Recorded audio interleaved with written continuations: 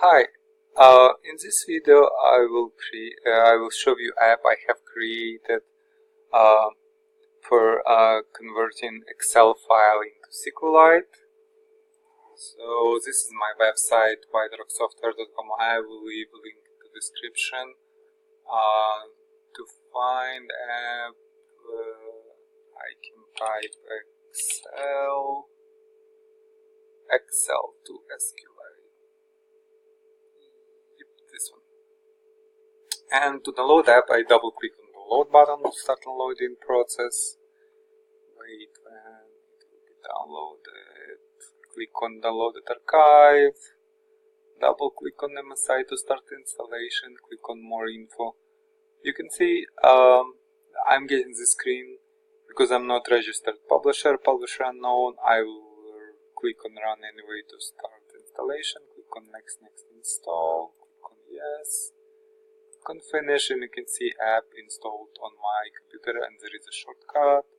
I can close this and minimize this. Now I can double click on Excel to Sqlite. Now I can show you Excel files that I want to convert. Let's find it first here. So for conversion, I need first to select an input Excel file. I click on select file, and I click on US and Canada Excel. Now I can open this file and show you what is inside. So inside of this file there are two tabs, US states and Canada states. So all just two tables with US states and Canada states. Now you can see I opened this file, click on next step. Now if first row of my file contains column names, like in our case, I will leave this checked, and I can create new Sqlite database, or I create existing Sqlite database. I can import data into existing Sqlite database. If I want to import into existing, I will select this and click on select existing file, and it will be imported into existing file. I can show you how it works with new file. I just click next, click on run, and it will ask me name of the SQL file.